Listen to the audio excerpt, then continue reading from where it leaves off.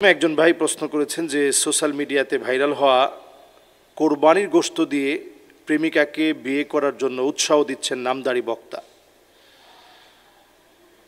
মাআযাল্লাহ, আল-ইয়াযু বিল্লাহ। সত্যি এ জাতীয় কোনো বিষয় যখন আমাদের কাছে জানতে চাওয়া হয় আমাদের খুব দুঃখ লাগে, ভারাক্রান্ত হৃদয় নিয়ে তখন কথাগুলো বলতে হয়। একজন আলোচক তার আলোচনায় কত হাজার রকমের বিষয় আছে যে বিষয়গুলো নিয়ে তিনি কথা বলবেন, মানুষকে দ্বীনের প্রতি আহ্বান করবেন, জাগ্রত করবেন ঈমানকে। এক একজন আলোচক যখন কথা বলবেন ফাফাদাত আইনাহুম, তার চক্ষুটা অশ্রুসিক্ত হবে, হৃদয়গুলো বিগলিত হবে, তার কথাগুলো এমন হবে মানুষের হৃদয় ছুঁয়ে যাবে। এই নসিহা আল্লাহ রাব্বুল আলামিন রাসূলকে কোরআন দিয়ে নসিহা করতে বললেন, ইয়া আইয়ুহার রাসূল বাল্লিগ মা উনজিলা ইলাইকা মির রাব্বিক। আপনার উপরে যে কোরআন আমি অবতীর্ণ করেছি এই কোরআনের দাওয়াতকে আপনি ছড়িয়ে দিন।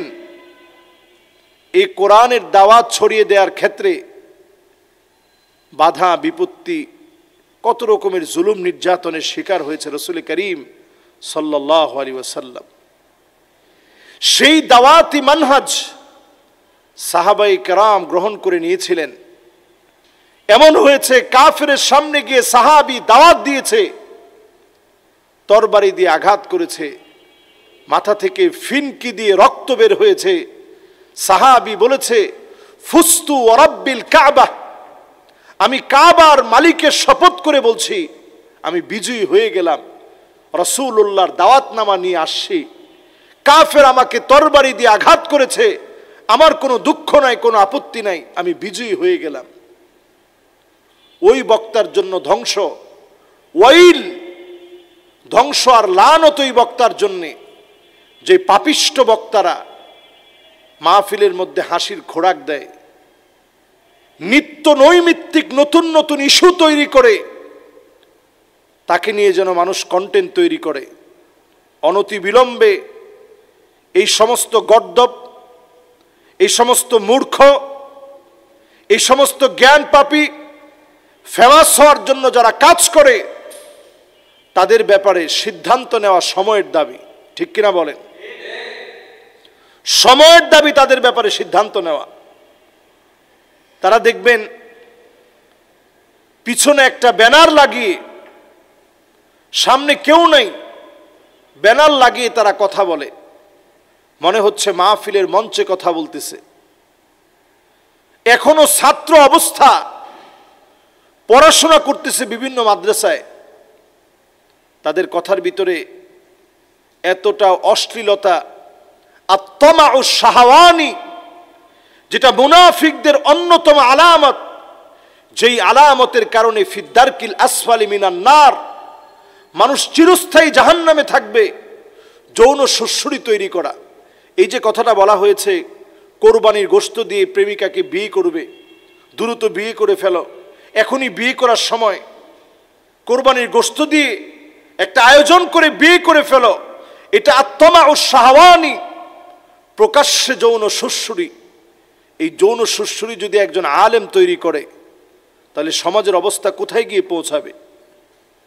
সুতরাং প্রথমে সে যে এলাকার, ওই এলাকার আলেমদের দায়িত্ব হচ্ছে তার বিরুদ্ধে অবস্থান নেওয়া। এরপরের কথা হচ্ছে আলেমদের পরে তার বিরুদ্ধে সমস্ত মানুষের সজাগ হওয়া দরকার। সোশ্যাল মিডিয়া যারা বুঝে, সোচ্চার আছে, তারা এই বিষয়ে সিদ্ধান্ত নেওয়া উচিত। এই সমস্ত আলেমদের কথা শোনার আগে একটি বিষয় পরিষ্কার করে জেনে রাখবেন, ফানজুরু আম্মান তাখুযুনা দীনাকুম, চুলের গোড়া থেকে শুরু করে পায়ের তালু পর্যন্ত লক্ষ্য করতে হবে এই লোকটা দিন মানতেছে কিনা। যদি দিন না মানে, সে যত জ্ঞানী হোক, ওই লোকের আলোচনা শোনা যাবে না। পায়ের তালু থেকে নিয়ে চুলের গোড়া পর্যন্ত সুন্নতের অনুসরণ করতে হবে, তাহলে তার আলোচনা শোনা যাবে। অন্যথায় তার আলোচনা শোনা যাবে না, তার থেকে কথা নেওয়া যাবে না। এজন্য যতজন আমরা এই জাতীয় বক্তাদেরকে সমর্থন করি, তাওবা করেন, এদেরকে বয়কট করুন, এদের ওয়াজ শোনা বন্ধ করেন। আলেমরা এদের ব্যাপারে সজাগ হন। এলাকায় যে এলাকায় তারা বসবাস করে তাদের ব্যাপারে সজাগ হন, নসিহত করেন। যদি তারা নসিহত না শুনে তাদেরকে প্রয়োজনে আইনের আওতায় তাদেরকে সোপর্দ করেন। তাদের কারণে ইসলামের এই বিশাল খেদমতকে ধ্বংস হতে দেওয়া যায় না।